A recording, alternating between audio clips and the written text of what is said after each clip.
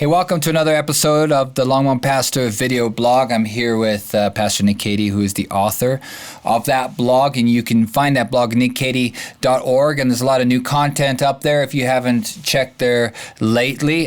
Just, Pastor Nick, what is the purpose of this blog? Yeah, so the reason I write it is I want to discuss relevant issues, questions that people are actually asking, and make sure that we're answering those. I felt that oftentimes in church settings and Christianity, sometimes the culture at large is asking a lot of questions, and we're talking about other things completely. So I just want to create a forum where I can respond to things that people are actually talking about. Yeah, no, there's a lot of great content up there on the blog. And one of the interesting questions that keeps coming up, and it's something, as a pastor, you hear this all the time, and it's, what about Christians and sex before marriage? Is it allowed? Is it not allowed? What does the Bible say about that? Yeah, so the reason this is even a question is because the prohibition, right, in the Ten Commandments is you shall not commit adultery. Now, a lot of people would say, okay, well, adultery is when you're married or somebody, one of the two people involved is married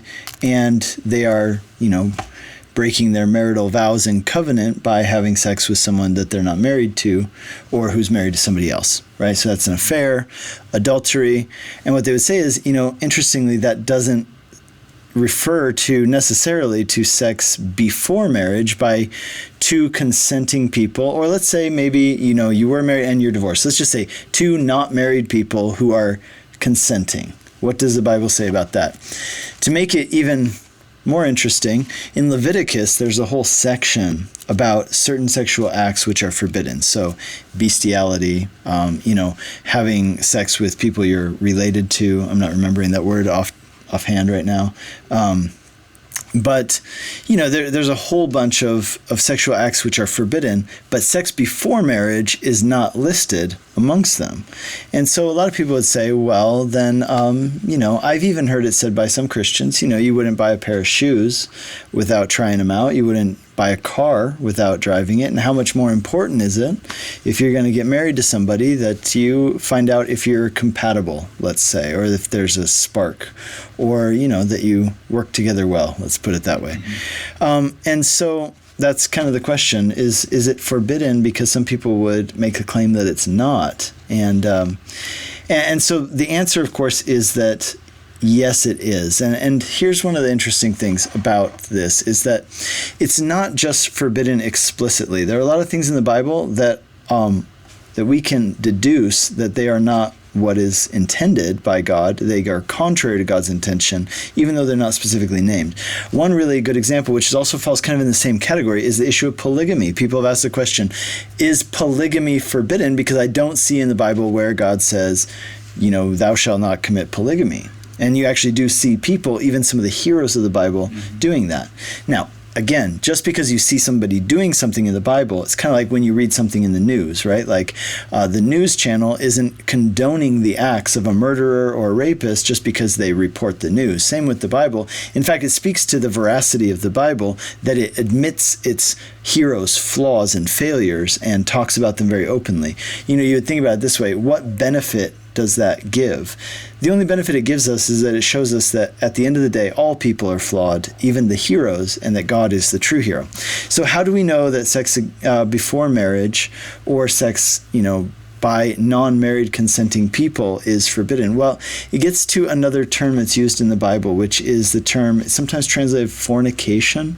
And I have it here in 1 Thessalonians, for example. It's put very clearly. 1 Thessalonians 4, verse 3, it says, "For this is the will of God, your sanctification, that you abstain from sexual immorality, that each one of you know how to control his or her own body in holiness and honor, not in the passion of lust like the Gentiles who do not know God." So there are a few things at play here. First of all, we know, and this speaks to polygamy too, the The reason we know that marriage is the way it's supposed to be is because we were given a model at the beginning of the Bible. So it's kind of this idea of Genesis, the book of beginnings, laying out the way that things are meant to be. And we see the first wedding, the first marriage, and it's a man and a woman before God without shame, and the two of them before God together making a lifelong commitment. It's within that commitment that then God tells them to be fruitful and multiply. It's after their union before God. We don't see any example in the Bible of people ever having sex before marriage and it being condoned. In fact, in the Old Testament law, it's even mentioned that people who have sex before marriage will have there are repercussions for people who have sex before marriage when it comes time for them to marry. And so furthermore, we have Jewish tradition, right? And that Christians stand on Jewish tradition in many ways. We stand on the shoulders of the Jews, and the Jews very clearly understood from their Old Testament ethics that sex before marriage was not according to God's design. And then finally, we have in the New Testament, really overtly, we see this idea of sexual immorality, especially because you remember a lot of these letters as the gospel was moving out of a Jewish area, a Hebrew area where they believed in the Old Testament, and they had the scriptures, into a Greek area where they had very different moral and ethical values. And so they would go into those places where, having sex with people you weren't married to was very common practice. It was even common practice for people who were married to have a mistress. It was common practice for homosexual acts were very common at this time, and sex before marriage. And so it comes into that, and it kind of gives this term sexual immorality as a blanket term. Sexual immorality speaks of any sex outside of God's design, which is a man and a woman before God with a lifelong commitment. And so that applies to all the spectrum, whether that's same gender acts, whether it's heterosexual acts that are outside of marriage. They all fall into this category of sexual immorality. It's anything that deviates from that model which is given in Genesis and is carried through the Bible. And we see it carried through with Jesus as well, right? Like he keeps referring back to it. So it's not like we've moved on and that's the old days and we've moved on to something new. And which leads me to the question, what do you think is the motive, many times behind Christian couples asking this question? Yeah, I think it comes from the cultural pressure because, I remember my wife and I, before we were married, now this wasn't even in the U.S., this was in Hungary, and we were talking to a girl, so we had started a Bible study. We weren't yet married. It was in another town. We had to travel there, and we had to spend the night. And so we had to stay at different houses because we weren't married, right? And I remember there were people who attended our Bible study who considered themselves Christians, and they were like, well, you guys don't really not have sex, right? And we were like, no, like we actually don't have sex because we're not married yet. And they were like, well, like they thought, okay, that's like a nice thing that Christians say, but nobody actually does that. And I think it's just it's this cultural pressure, and this idea of kind of trying to find a way to fit our cultural expectations or maybe our desires into and have the Bible kind of be able to say that, hey, the Bible doesn't say it's wrong, so it must be okay.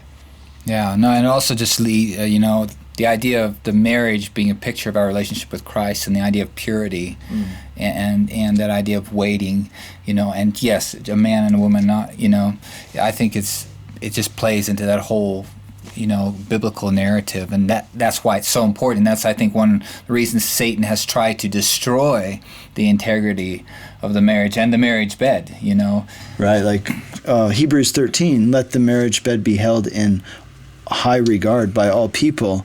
And I think a really important point on this, which I haven't mentioned yet, but I think I have to mention it before we go, is that, some people say, well, why does God care? Like, why does he care what I do before I'm married? Well, here's why. Because God loves you and he wants what is absolutely best for you.